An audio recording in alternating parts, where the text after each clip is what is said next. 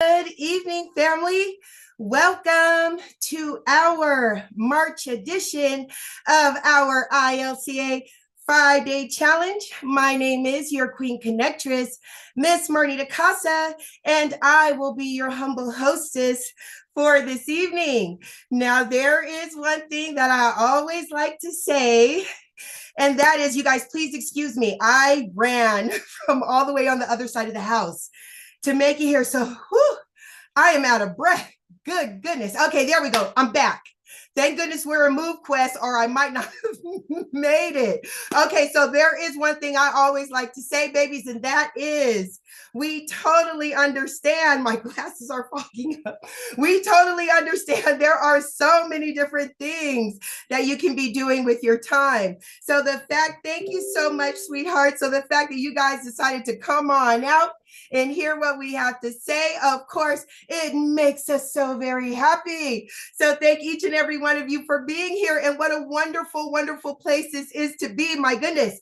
Now, I was out yesterday. Thank you, baby. I appreciate you. I was out yesterday, you guys, taking care of some business.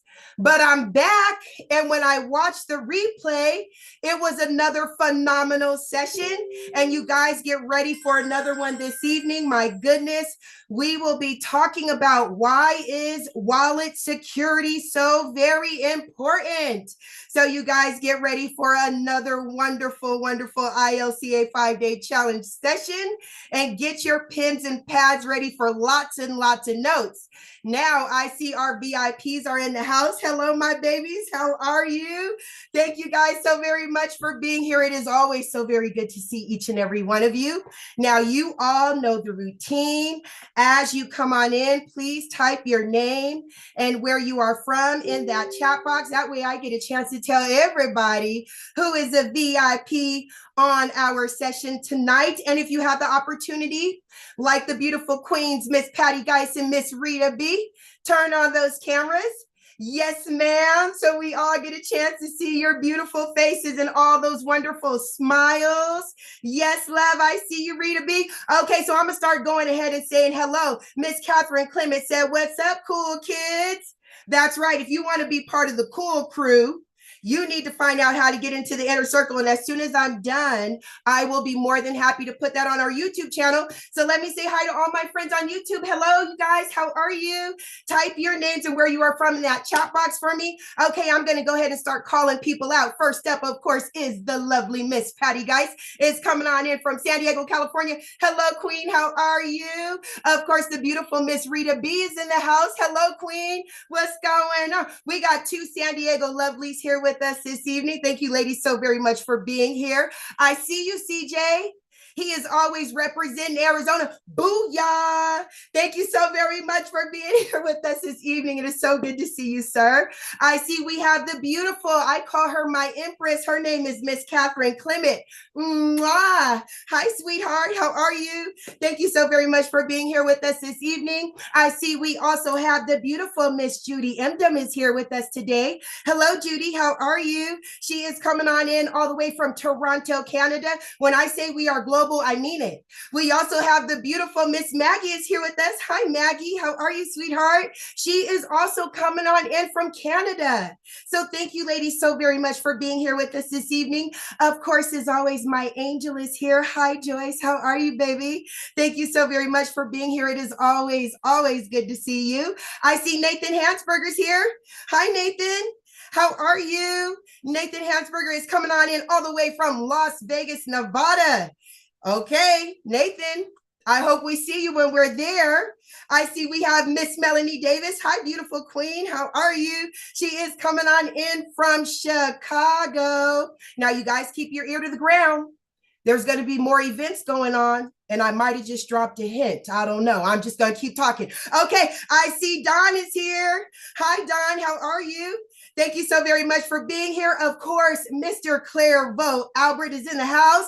Hello, sir. How are you? Clairvaux is here, and he is representing Connecticut. Thank you so very much for being here with us this evening. Okay, I don't know if you guys see Miss Melanie Davis said, yes, that's what I like to hear. Okay, you guys, like I said before, if you are new, Get ready to hear some valuable information. I see you, Anna. Okay, everybody, we're at the top of the hour, so let's go ahead and get the party started. Again, thank each and every one of you for joining us on our March edition of the ILCA 5-Day Challenge. My name is your Queen Connectress, Miss Marnita Casa, and I am going to be your humble hostess for this evening. Now, it is my honor to introduce you all to a man that for over 25 years dominated the direct sales industry. His cryptocurrency education is used by companies and universities worldwide. Now, for over 8 years, he dedicated his life to learning about blockchain technology and cryptocurrency, but he didn't just stop there. He decided to go out, share his information with the masses, and this was done by putting on fun and exciting Bitcoin boot camps nationwide at no cost. He has built thriving communities and wonderful platforms like you see before you now. So without further ado, it is my honor to introduce you all to Mr. Brandon Ivey. All right, all right, all right. Thank you for that introduction, Miss Casa. I see you guys are showing up and ready to go today. Marnita, Rita, Patty, CJ, Leonard. I see you guys with your cameras on. Thank you, thank you, thank you for showing your faces to everybody. And Carla there.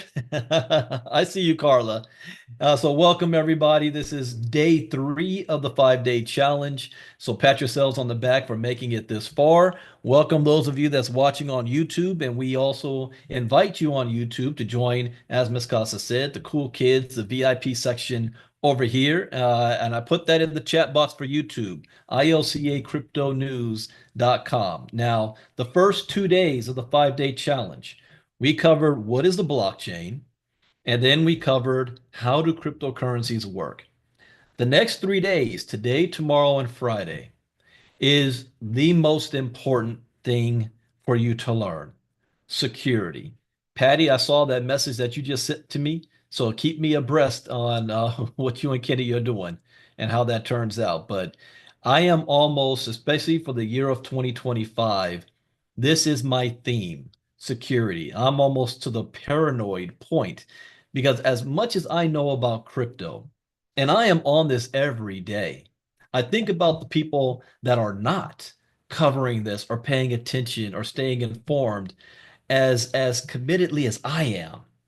And if I'm scared, imagine what risk you're putting yourselves to and all the people out there. Security.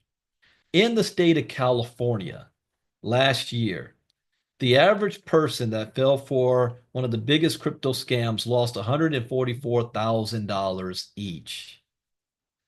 Last year, pig butchering alone, the average person lost more than $22,000 and half their life savings last year. 2025, the top 3 scams is called cryptojacking malware, that's one, phishing attacks, and pig butchering. I wrote courses on all 3 of those.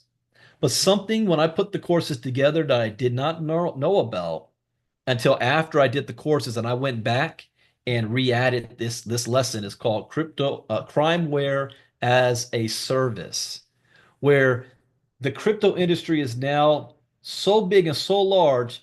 Yeah, we are on YouTube, and I just posted that link, and I will put it again here. Yeah, that's the link for people to see us on YouTube. And they just go to youtube.com/at ILCA VIP. That'll take them straight here as well. But crimeware as a service, was the crypto industry is so large that professionals are making this their business. And not only are they making it their business, they're creating software to sell to teach other people how to become criminals. That one shook me.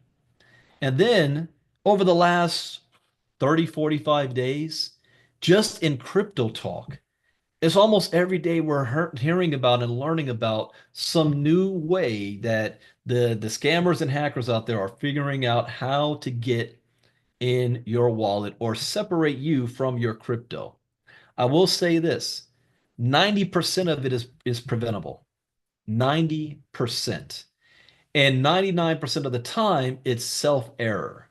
But we make a mistake. We click on a wrong link. We connect our wallet to another site that happens to be a scam site. We give away our private key.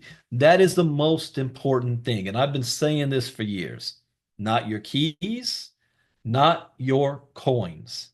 Protect your keys. I just got a call from somebody earlier. Another individual that lost all their crypto.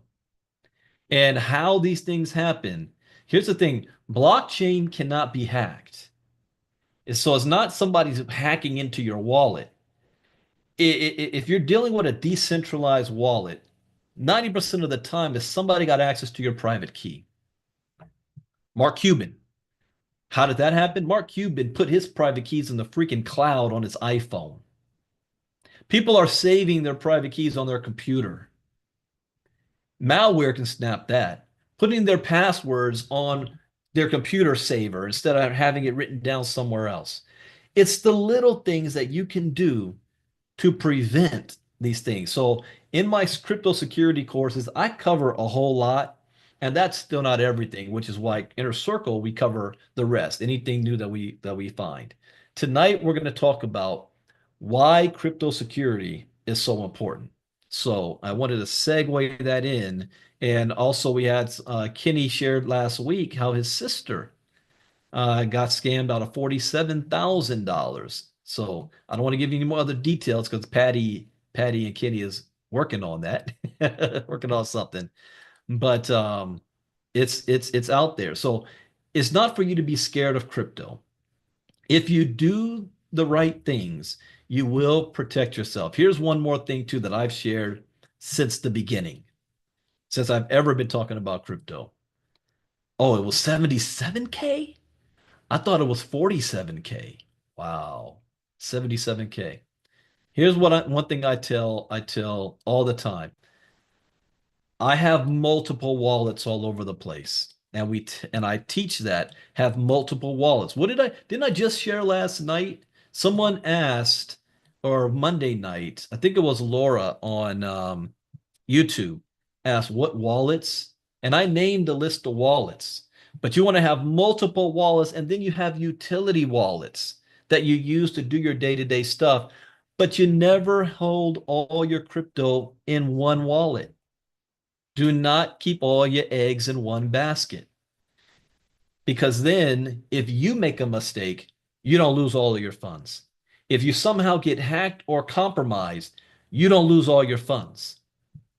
And that is just doing extra steps. You can't, your crypto wallet is not your bank account. Most people have two things in their bank account, a checking account and a savings account, and that's it. If you have a business, you might have a business account. In crypto, you got to think differently. There's no limit. I told my mom this the other day. There's no limit on how many wallets you can open up. You can have unlimited amount on just MetaMask alone. There's no limit. So take the time, and that's something else too. Slow down. People are trying to get rich quick. Appreciate that this is new technology, new ground, a new learning curve, and always double check everything that you do. I shared how I lost a lot of money, and because I was moving so fast, wasn't paying attention, and I thought I sent the crypto to a wallet when I actually sent it to a contract address because I was so busy copying, pasting, copying, pasting, copying, and pasting, and I lost track of what was going on. And hey, I gotta admit, you'll know the older I'm getting, you might forget some things. And I learned a lesson. So I always double check the confirmation before I send anything, just in case, because there is also malware that even if you copy something on the clipboard, you guys know in the inner circle, we learned that malware can either capture that information and change it. So when you go to paste, you think you're pasting your address that you copied and it's a different address. That's happened a lot of times also. So let's get into this, the beginning. This is the very, very first course in our crypto security series called Why Crypto Security is Important.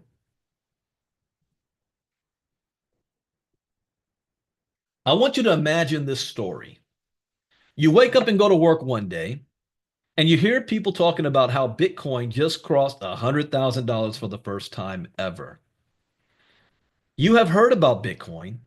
You have even seen it on the news, but you believed it to be fake. You have heard on the news that it was not real money, but you keep seeing people around you making money, and not a little bit, but a lot. You decide to go to YouTube to do some research and learn that Bitcoin is the best performing asset in the past 15 years. So you say to yourself that you can do this also. You don't want to be left behind. You have had a successful career, you've been a hard worker, and you believe it is your time now to become an investor. You hear people say that you should get educated on this crypto space before you get started. But how hard could it be? That was me. That's the reason why I wrote this. That was me. When I first decided to get into Bitcoin and crypto, I didn't learn about it first. I went and bought 3 Bitcoin on Coinbase. I bought and sold it, and I had no idea what was going on, how it worked, what it was. So I know if that was me, there's a lot of people that think the same way when they first get in. You know, how hard could it be?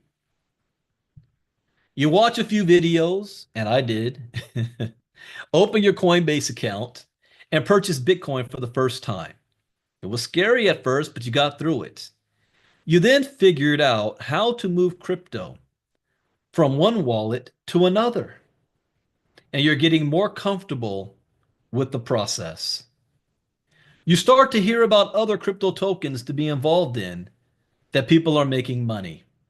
So you figured out how to get a MetaMask wallet and transfer and swap tokens to get in on the meme game. That is another area where in fact, that's probably one of the number one area where most people end up losing their crypto or getting their wallets compromised because they're trying to get on the next Shiba Inu and others, and they're connecting their wallets and they're getting these crap coins and they're downloading it and all that stuff. 1 year passes and you are in a very good position. Your crypto portfolio has exploded. You feel like you are on top of the world and start having dreams of retiring. People are now asking you about crypto, and you feel confident to start sharing. You're confident to start sharing. You still don't know how this thing works, but you made some money on it, so you think you got it. One day, you are on social media and you start to hear about a new token that is going to be the next Doge, and you can get rich quick. All you must do is go to this website, connect your wallet, and be one of the first to get the token at a discounted price before launch. You connect your wallet and your wallet gets drained. All your crypto is gone. You start to panic and look for a customer service number to call, but realize that nobody can help you. You gave access of your wallet to scammers. After doing some research, you learned how you got scammed and that it was completely avoidable if you knew what to look for. In other words, if you got educated on this space and you would protect yourself from falling prey to the scammers. Most scams are preventable if you take the time to educate yourself first before you attempt to build your crypto empire. And these lessons are designed to make you aware of the challenges you will face. In 2017, people that I knew that had made already millions in crypto, and I started asking them specific questions. They couldn't answer the questions. I remember one person had never moved crypto from one wallet to another. I was like, well, where's all your crypto? Well, it's on an exchange. And even I didn't know at the time. I said it was, and at that time it was Poloniex. They had like more than $1 million on Poloniex exchange. Now I'm going to test you guys. Are exchanges centralized or decentralized? Type it in the chat box. And let me tell you what happened to a lot of those people. Because I knew people that had their crypto on Quadriga CX, FTX, Terra Luna. What happens when that exchange gets hacked, they all lost their crypto. Not your keys, not your token. So I learned the difference between centralized wallets and decentralized wallets. The difference between having a 2FA, which is on centralized platforms, and your private keys, which is wallets that only you control. But then you got to know how to store and protect your private key. If you're ever in a situation and you have no idea what happened, how do you still protect yourself? Back to my one rule there. Never keep all your assets in the same basket. Never do that. Because if for whatever reason something gets compromised, you don't lose everything. Here's one guarantee that I can give every single one of you. And you may not like to hear this, and it may not have happened to you yet, but I can guarantee that you're going to lose money in this space, and you might even get scammed or hacked somewhere along the way. I guarantee that. With crypto education, you're able to minimize your risk. I can't completely eliminate it because there's always a new risk that we didn't know of until it actually happens. But at least you minimized your risk. And it'd be much, much more difficult for anybody to get through you. Most people end up learning the hard way. And I have seen that happen over. And it's always been people that have the most money in crypto and don't take education side seriously. I take it so seriously, I am on this every single day. I just turn the camera and microphone on for you guys to listen to me. You guys see how my mind works. If you're in my crypto talks, you see how my mind works. I read that stuff for the very first time with you guys, and I'm thinking, I had a huge aha moment this morning that I'm kicking myself for not jumping on, but I am now. It's still, you know that old saying, you never stop learning, and you sometimes you have to deprogram what you know to learn something new. And I am even now still in that process. And I still was thinking in a centralized way when it came to my business. I was still thinking in the traditional way and not realizing, Brandon, you're not even taking advantage of the new system. My head just went, we got we got we got to talk about that, Marnita. We talked today, we didn't even talk about that part. But it's the little things that you need to learn how to do and take advantage of. And I spent 6 months teaching myself before I went in all big. Now, there is a side story that I didn't share too much. Those of you who've been with me for a while have heard this. The very first crypto opportunity that you could think of was it was called, what was that called? Mining Max. Mining Max from 2016. Yeah, I first got, yeah, because it was a crypto-based mining company that put network marketing into it. So people, I had just left the direct selling space. I wasn't building anything. So people that I knew, they put me in it. They actually bought a miner for me. And I think at that time, the miners cost $2,500 or $3,000.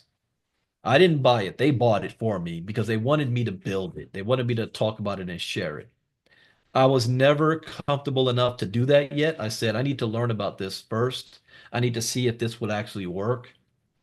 And it was a big deal. People were putting a lot of money on this. They supposedly had a mining farm out in South Korea. They even put together a trip where they flew people out to see the mining operations. They were mining Ethereum Classic at the time, which is a fork of Ethereum. And it was exploding. People were making a lot of money. You know what ended up happening ultimately? The whole thing crashed. The government shut it down. The top people disappeared to Singapore and other parts of the world with everybody's money, and there was no recourse.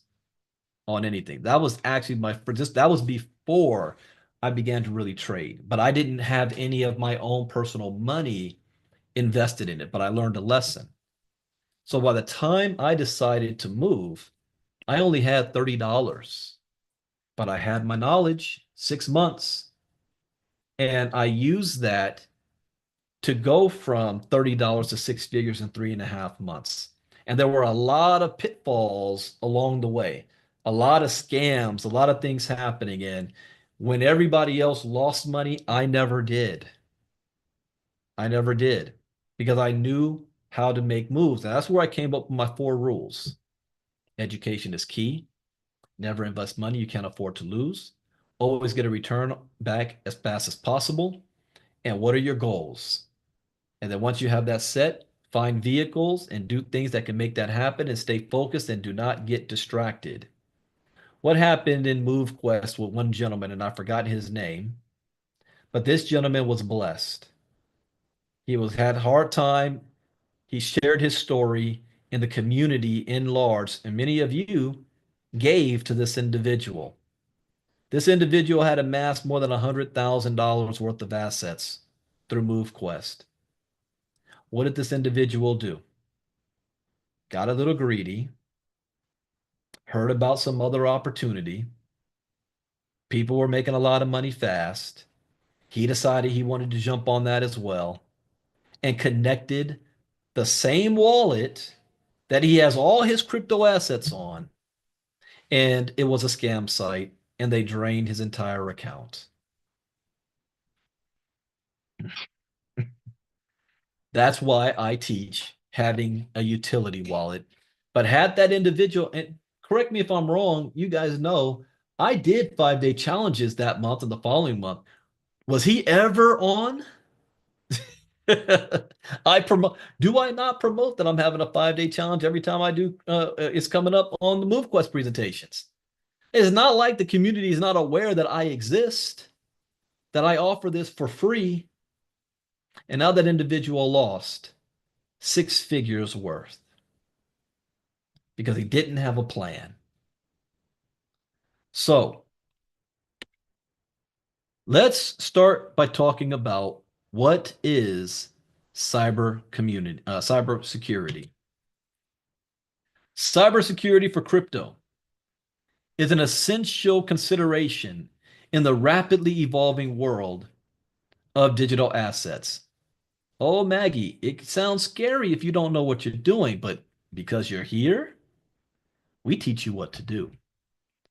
So cybersecurity for crypto is an essential consideration in the rapidly evolving world of digital assets. Oh, and by the way, we're going to have opportunities this Saturday. You'll hear more about what we have to do or what we're going to be doing in Vegas. There's a lot of things we wanted to do that we're not going to be able to do because of the freaking Bitcoin 2025 event. I think there's other events also happening that same week. But we will be planning an official ILCA and an ILCA only event later this year. That's going to be a big event. So those of you who remember the very first year of ILCA, we had a marketing event in Atlanta. We're going to be doing an event like that, but it will be strictly ILCA. Okay, so and we'll give you plenty of time to plan for that. At least 5 to 6 months advance notice. So just be ready. But we will still be having meet and greets, and we'll still be able to hang out together. Anyone that does go to Vegas in May. So cybersecurity for crypto is an essential consideration in the rapidly evolving world of digital assets. As more individuals and businesses embrace cryptocurrencies, the transition to digitizing assets introduces unique vulnerabilities that require security measures. Likewise, as cryptocurrency grows in popularity, these digital assets are increasingly exposed to threat actors. Oh yeah, here's one more thing too, because I always talk about don't put a bullseye on your back. In crypto, this is not a place where you want to floss, flaunt, stun on anybody, brag about how much you have to anybody. Nobody, even in my own family, has seen my crypto wallets. Marnita hasn't. And she did ask years ago. Hey, Brandon, so how much you got there? No, don't worry about it.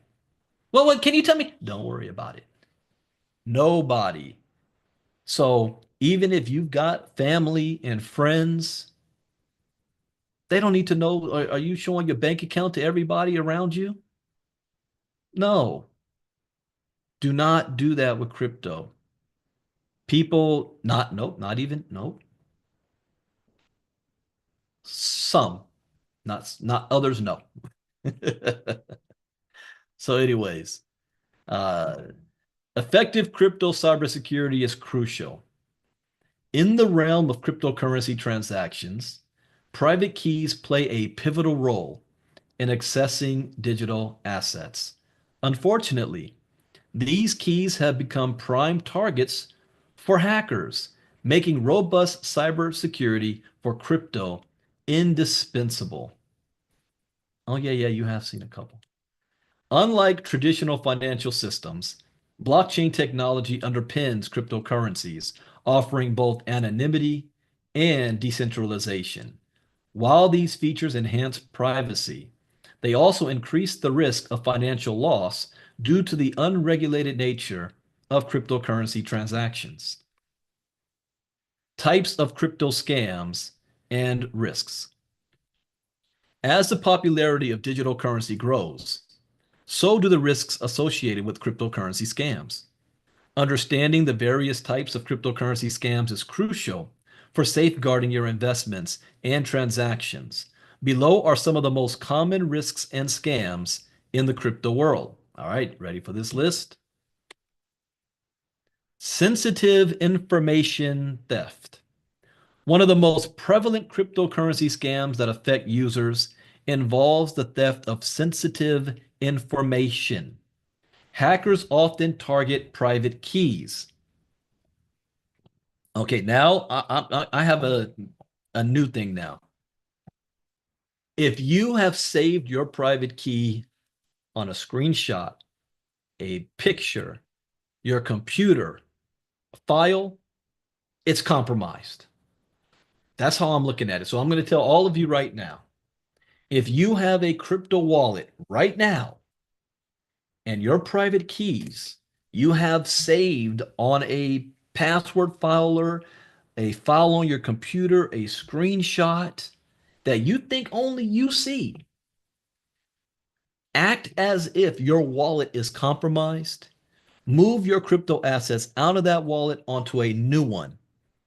It takes nothing, it's free to do. It takes nothing but your time. And then you burn that old wallet. And the new wallet, the private key, write them down. Don't take a screenshot. That's the lazy way. Write them down.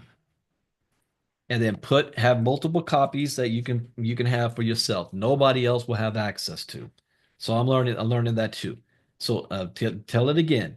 If you have a crypto wallet right now, you don't have to type in the chat box. If you did this, I know it's simpler, but if you've saved your password, if you've created your private keys on a notepad or something that's on your computer, you need to act as if that's compromised because the way these hackers are moving now, they're going to figure out a way how to access any type of file on your computer. I never turn my VPN 24/7, first of all. But you will only become a target if they know you got something, which is why you also don't want to share what you have. All right, so once these keys are compromised, the hacker gains full control over the victim's assets, leading to significant financial losses. Mark Cuban lost, I think he's running a running total. I think he's lost now a total of more than $3 million in crypto. And he even admits to stupid stuff that he himself has done. One, he had his money on an exchange that got hacked. Another, he had it in MetaMask and his passwords and everything saved to the iCloud. Unbelievable. Sophisticated hacking techniques. Hackers employ advanced methods to breach crypto exchanges and wallets.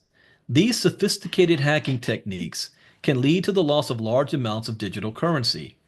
The decentralized nature of blockchain technology makes it challenging to recover stolen assets, highlighting the importance of robust crypto cybersecurity measures.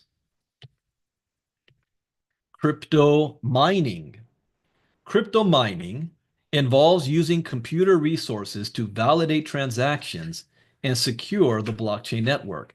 However, malicious actors sometimes deploy mining malware, which covertly uses a victim's computer power to mine cryptocurrency for the attacker. This not only slows down the victim's device, but also increases their electricity costs. So in Diamond class, we talked about this the other day. If you've got a computer, you notice all of a sudden it's just moving very, very slowly. You probably have a whole bunch of malware on your system. So you got to have security methods on your computer to stop, prevent, and catch that. I shared what I use in Diamond class. I will not share that publicly. I'm not letting a hacker know what I'm using so that they can use a way to get around that. So, oh yeah, I remember that Peter Schiff lost 2 Bitcoin. He revealed, yeah, he did a live broadcast and displayed his private keys. Phishing attacks. Phishing attacks are common types of cryptocurrency scams where fraudsters impersonate legitimate entities to trick users into revealing their private keys or other sensitive information. These scams often involve fake websites or emails that appear genuine, making it easy for unsuspecting users to fall victim. This is the type of attack I'm most concerned about my parents. Baby boomers fall for phishing attacks more than anybody else. They get an email, it looks legitimate. They don't know to check the URL. They don't know that one letter might be off or one number might be off. They click on links, and next thing you know, they just lost all their money. But phishing attacks is the number 2 uh, fastest growing crypto attacks in at least America right now for 2025. And we have a lesson on just phishing attacks. We just covered that in Diamond class. Social engineering schemes. This is like pig butchering. Crypto mining involves using computer resources to validate transactions and secure the blockchain network. However, malicious actors sometimes deploy mining malware, which covertly uses a victim's computer power to mine crypto for the attacker. This not only slows down the victim's device, but it increases electricity costs. Why is that a duplicate of what I had here? I need to double check I'm using my right lesson. But it's more of pig butchering. One thing about this mining type of attack, if you are at Starbucks, or if you're at the airport, or you're traveling, never use public Wi-Fi. This was discovered in Starbucks years ago. You know how people love to go to Starbucks and they put their little laptop and they want to write and they want to drink their coffee and they want to look important. They're busy right there, connect to Starbucks Wi-Fi. Well, some workers in Starbucks had rigged it that any network that connected to the Wi-Fi, they were using that computer's power to mine Bitcoin without the person even knowing it. They might just think, oh, man, internet's moving slow today. So I never connect to any public Wi-Fi. Here's another thing too, charging stations. Do not ever use public charging stations on your sensitive devices. Here's another thing I'm going to do too. Now that I know about this, I talk about having utility wallets. You also need to have a utility phone.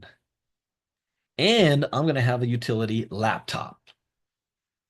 So I'm going to be purchasing a new laptop that is only going to be used for certain features so that if you are compromised, it doesn't compromise your entire network. I'll have a computer just for traveling, a laptop. This is just my traveling laptop. It's not connected to anything. It doesn't have any of my information from my old devices, nothing. I also don't save anything on my computer hard drive either. I always have external hard drives for everything. And when one fills up, I unplug it and I plug a new one in.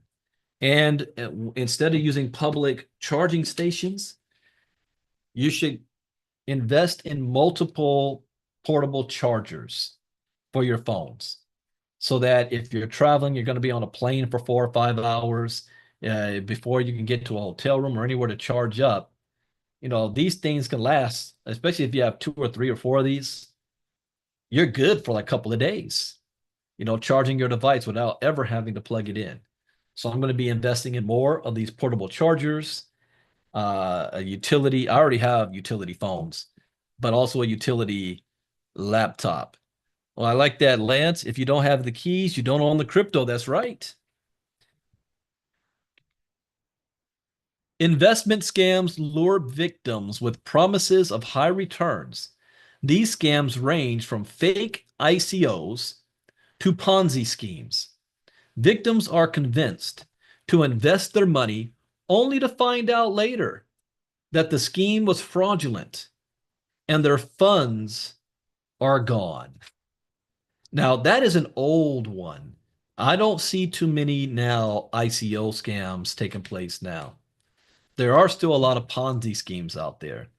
And here's an example of one where you get involved and you think it's an investment scam and you're going to earn 2% of your money and whatnot. And then they say if you recruit people, you're able to earn more and all that. And you start doing good. And the next thing you know, the withdrawals start slowing down because recruiting has stopped. So there really was no investment going on. It was just recruiting new people and using new money to pay the old people who got in first. That has a shelf life to it because the only way that can keep going on is if you keep recruiting the world. So that's a Ponzi scheme right there. Insider threats. Insider threats come from individuals within an organization. I just saw, I don't know who posted it, I think Marnita might have, about Binance.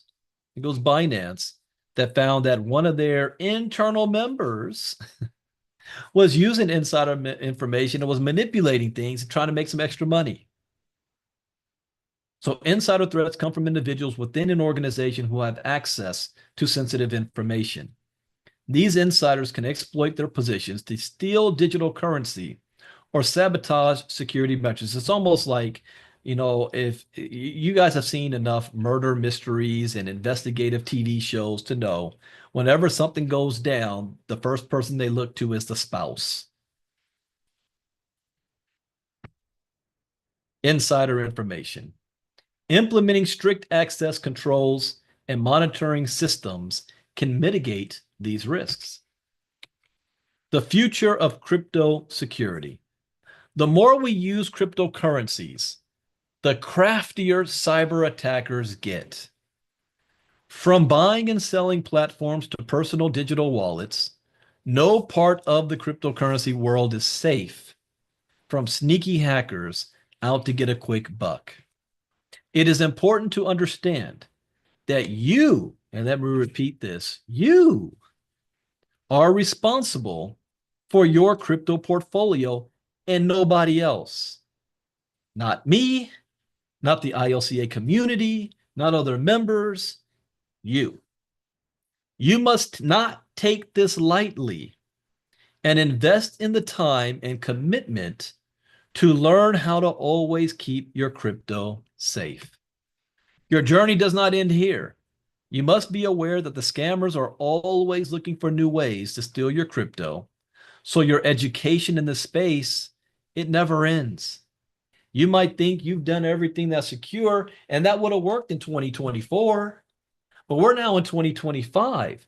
How many times do you guys have to do new updates on your software? It doesn't matter. Websites are always updating. If you have an Exodus wallet, it's always updating. So you as a person need to always be updating as well to stay up on this stuff. As a disclaimer, this information is intended for educational and training purposes only and should not be construed as investment advice. As with all financial decisions, you should contact your licensed financial advisor before investing in any financial instrument. Now, we're going to be moving into the Q&A section. And because of this nature of this lesson, I'm gonna keep the YouTube channel open. I shut the live stream down last night, but I will keep it open tonight because I mean I'm giving this info away for free because I want people to be secure and you arming yourself. Now, none of this I say to scare you. Okay. You shouldn't be scared. You should be aware. And being aware means you take it more seriously and you're always watching what you're doing. There's no centralized bank that's going to take care of you if you make a mistake or you mess up or somebody is trying to get to you.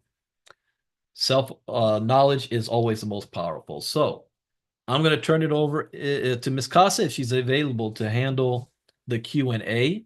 Tomorrow night, we're going to be covering, and tomorrow night's going to be even more important than tonight because tonight I just made you aware.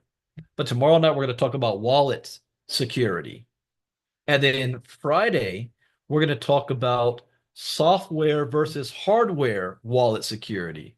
So for the first time in my crypto career, I'm actually going to take seriously using hardware wallets. I've never needed to because I know how to secure my crypto and I'm always going in and out. But at the rate that these scammers and hackers are moving, I need to be double safe.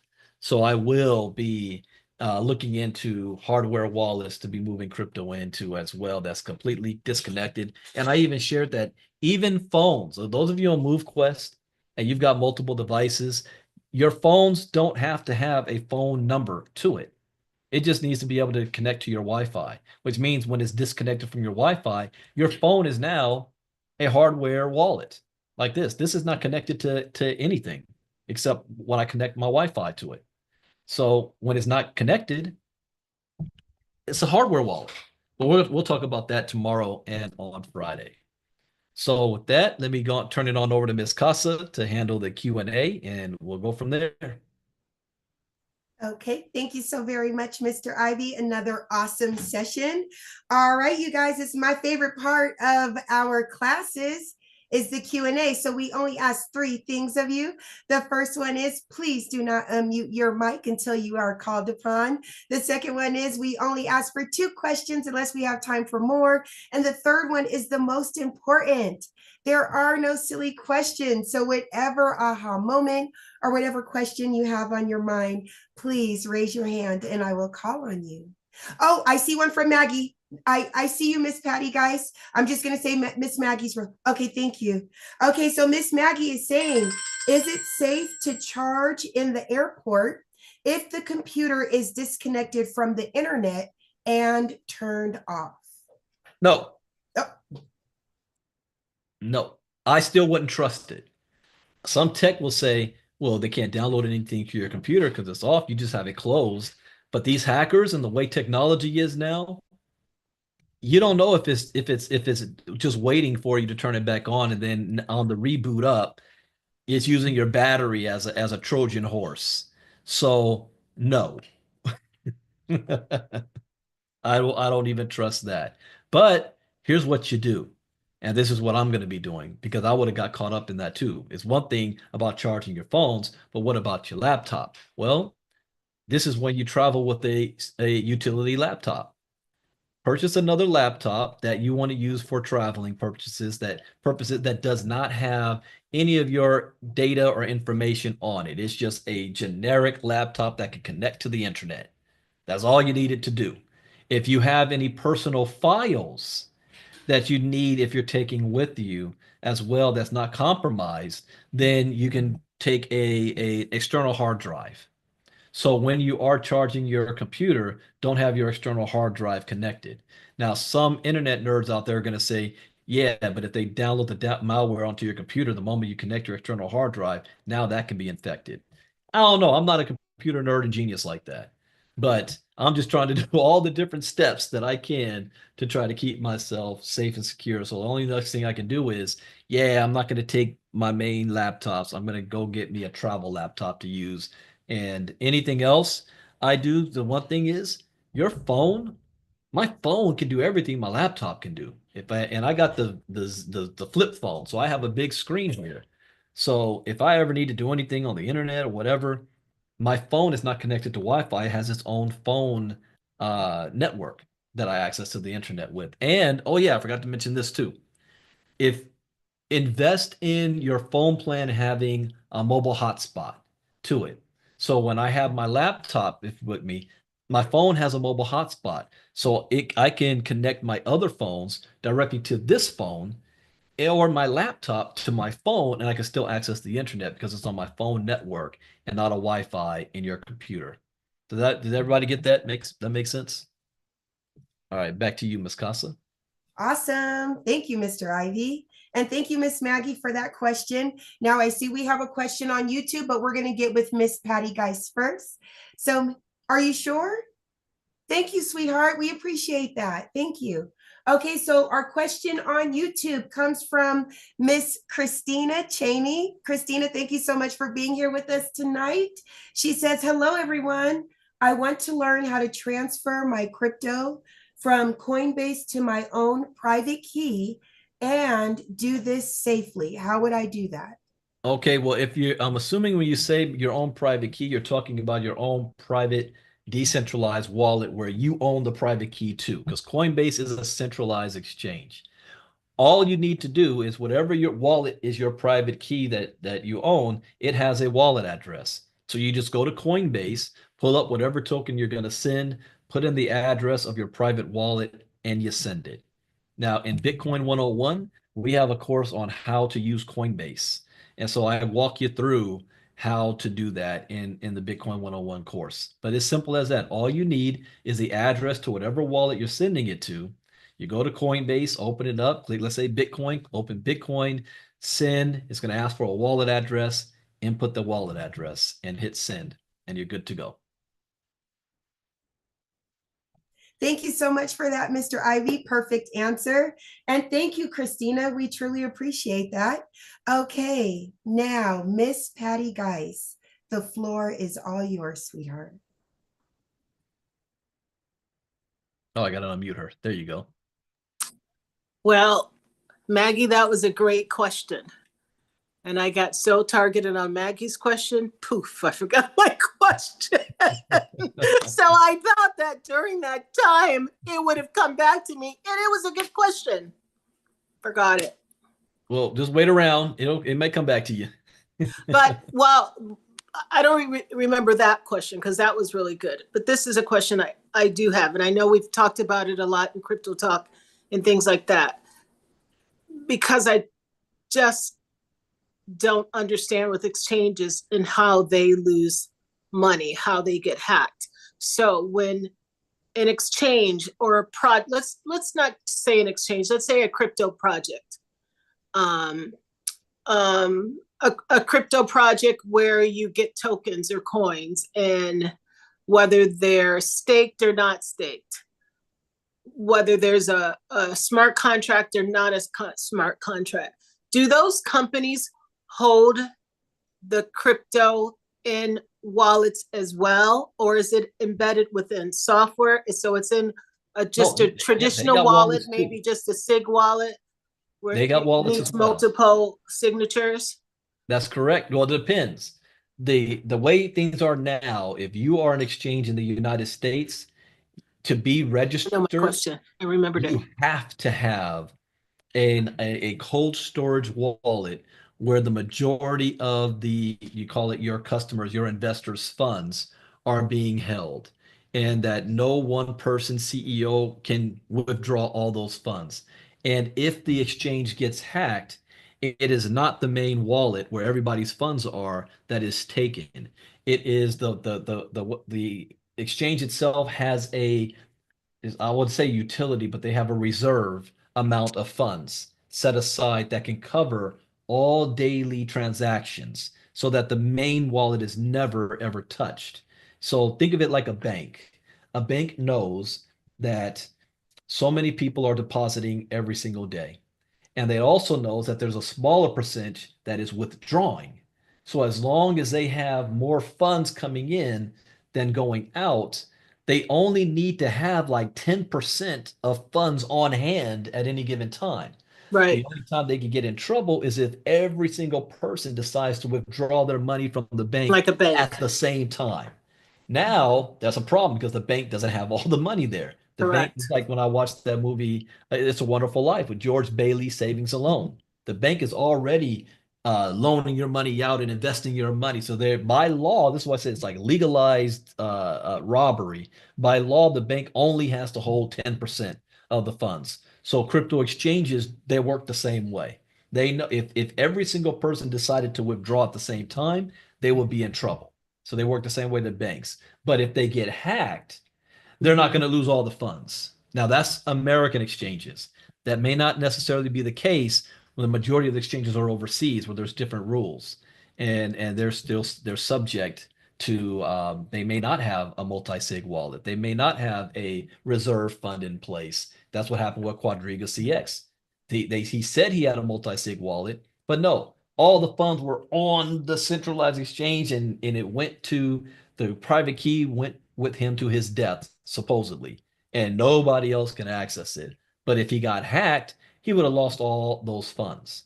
So I hope that makes sense, Patty. Yeah, it did. That makes me wonder, like with Nugent.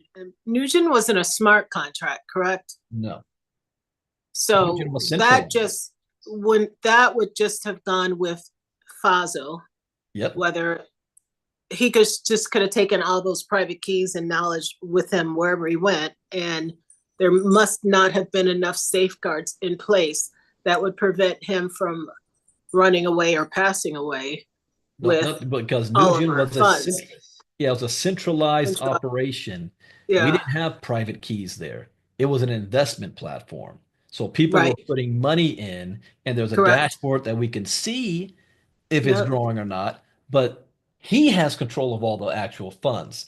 We can hit yeah. the withdraw button and hope that he sends us the money that we're withdrawing. But at the end of the day, he and his group had control of all the funds, can do whatever they want with it. So people are trusting that they were going to do the right thing. Okay. So I remember my question, but I don't know, Marnita, if you have someone else who has a question, or I can come back. But or if that was one question. Well, go ahead. I No, got no, your that ear. was one question. Okay, Go so my ahead, Ms. question Pat. was, when we talked about in Crypto Talk, we talked about Trump and his kids, and knowing how much crypto was in each of their wallets, because of the fact that the wallets are, you don't know who owns them. How did people figure out what crypto wallets belong to the Trumps to Because be they able to posted it determine what publicly. assets they had? What was They that? posted it publicly. So, for example, I World Liberty see. Financial is a I see. centralized company, and any transaction if people are sending in or World Liberty Financial sends out, the trackers see those wallets and they know anytime we see this, this is World Liberty Financial. This is controlled by Eric Trump. And then Donald Trump Jr. is out there running his mouth about his crypto portfolio. And so the we call it like I, crypto sniffers out there, and they're looking at Don making transactions and they can see his wallet and they see everything that's in that wallet.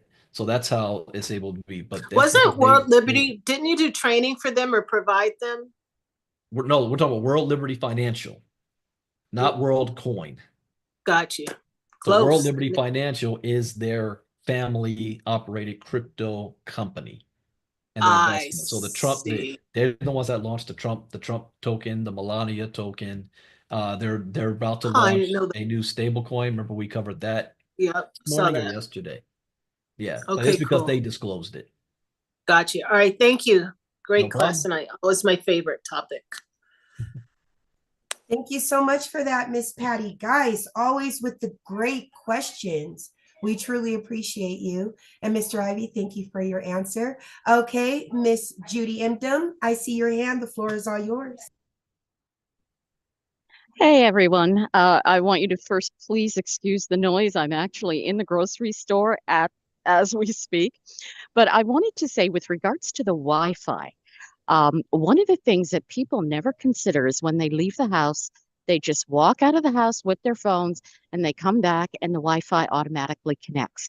Once you leave your house, you need to shut the Wi-Fi connection down because you are always broadcasting your credentials from your phone. It is always searching, and there are people out there with all sorts of gadgets and devices that will lock in your credentials as well as potentially copy your SIM, which would be an absolute nightmare. So you definitely always want to remember to turn the Wi-Fi off when you leave the house. That was the only thing I wanted to pretty much say with That's that. that's a good suggestion because I don't even do that because I leave my house and my phone automatically connects to the Wi-Fi or Bluetooth on my car, and then I don't think about it. It's like putting on airplane mode on your phone when you get on a plane. So that's a good suggestion. Thank you for that, No, Judy. no problem. And I'm all excited because I just got my new device. So now we're up to 4 devices for the Move All Quest. right, So congratulations. yeah. Anyway, with that, I'm going to let you go and I'm going to check out now because they're closing.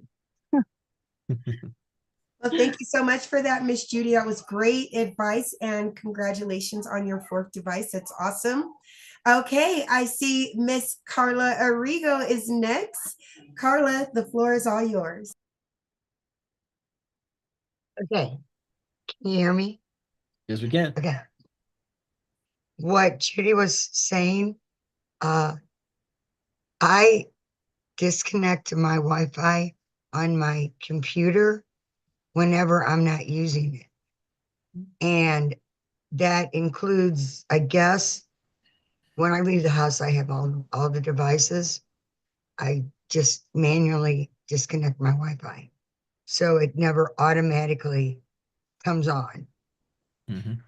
Because it's been there, done that. But that's an idea too, if you get in the habit of doing that. And what you taught us with the permissions, every time I leave a wallet, I turn off all the permissions. Mhm. All right. And I have a little list over here by the wall. It says read before you leave. I So like that. it just helps when you get into that habit, because no, we don't want anybody to get hacked. Anybody in our group, anywhere. Thank you. Thank you, Carla. That's a good idea. Having a like a to-do list before check off. Did I do this? Did I do this? Did I do this? But yeah, and I'll mention it again tomorrow because we're going to be talking about wallet security. If you're using MetaMask, always disconnect from if you're connecting your wallet to any other sites, disconnect because the hackers can get to your wallet through those sites. So it's not that you were hacked, it's that site was hacked and it's going looking for all the wallets it's connected to, and you already gave it permission, and then it can get you that way. So always disconnect from everything, and you just reconnect it when you're ready to go to that site again. It's Okay, a thank smart you. move. I forgot to do my disconnect today. Thank you I'm so much messing for that, around. Miss Carla. And thank you for that, Mr. Ivy. Okay, I see Miss Catherine put a question in the chat box. She says, are there any safe places for airdrops? That's a tricky question because every airdrop can be different. And if you the latest scam with airdrops is where you will receive a random token in your wallet and you have no idea where it came from. And what happens, what people end up doing is, what's this all about? And they click on the token and it can take them to another site. And then they're thinking that, wow, I have money. But the only way you can get that money is if you go to the site, connect your wallet to do a withdrawal. And the moment you do that, boom, they took everything out. So there's nothing unsafe about airdrops unless you see an airdrop that you get, you don't know where it came from, it's not verified, and you decide to investigate because you thought you got some extra money. That's another way how they can get you. But if you don't do anything, again, your wallet can't be hacked from an airdrop. You're still good to go. Only if you have your wallet connected to a site. The real question is, how did they get your wallet address if you never connected to their site to begin with? And that also becomes, and I talk about getting targeted, in never having a lot of crypto in your wallets because any transaction you make is public and hackers are looking at the blockchain and they're looking for wallets that do have a lot of crypto in it. And they put that aside and they track those wallets. That's the only other thing too, is like sniffers. And there's organizations now, that's their only job. That's what they do 24/7, especially in North Korea. So you never want to be seen as a whale in your crypto wallet. Have your crypto, and I'm learning this too, have your crypto in multiple places broken up. So you never put a target on your back. So I hope that made sense. Can you guys hear me? Yes. Oh, okay, good. Okay, thank you so much for that. Thank you so much for that question, Miss Catherine. That was awesome. Okay, I see Miss Carla typed another question. How do you get them out of your wallet? You don't touch it. It's not going to hurt it by sitting there. It's just going to sit there. What I would do is take my other tokens out of that wallet and never use that wallet again, because now it's compromised. It's on somebody's list. It's like sometimes you get the email alerts. We found your email on the dark web, things like that. So that's all. Your email or your wallet address is on some list somewhere. And so just take the other crypto that you got in there, move it to another wallet, and never touch that wallet again. Okay, yes, ma'am. Go ahead, Carla. Oh, let me unmute her. Go. Okay, thank you. All right, now we're gonna start talking about cold storage wallets. All right, and one of the things I have 2 cold storage wallets. When I do my transaction, I always disconnect. Even though I'm not connected to that wallet anymore, is there any way that they can breach that wallet? I mean, Not if you're not connected to it. all right, so once I get my transaction done, I close it down, and the way mine is set up, we'll talk about that when you go into the cold storage wallets, because I've had this for a long time, and I need to get your undivided opinion on what you think about it, because you've never mentioned it. All right. Yeah, no problem. Okay, thank you. You got it. Patty asks, do Forex traders encounter similar issues? No. Forex is centralized and they're not in custody of any money. They're just trading through brokerage accounts and what have you. Hold on 1 second. I'm finishing up our 5-day challenge right now. This is something you should be on. This is what we're talking about, security. All right. I'll call you back. All right, bye-bye. All right. So you should always wait, what was the last thing I said? Ms. Costa, what's the last thing I said there? We're talking about wallet security. Just yeah, okay. Forex. Forex is not crypto trading. So the Forex traders don't have custody of their assets. It is in a trading account somewhere that is registered and secure and centralized. So no, they don't have hacking or anything like that on the Forex side. okay. Thank you so much for that, Miss Patty Geis, and thank you for that answer, Mr. Ivy. Is there anyone else that has an aha moment or a question? Okay, wonderful. All right, with that, back to you, Mr. Ivy. All right, everybody, that brings us to the end of our lesson for tonight. We will be back tomorrow night, and we're going to be covering wallet security. Wallet security. So we'll see you guys then. Thank you I hope you learned something new. As always, that's the point. And this isn't meant to scare you. It's meant to make you aware and to protect you. With that, take care, everybody. Bye-bye.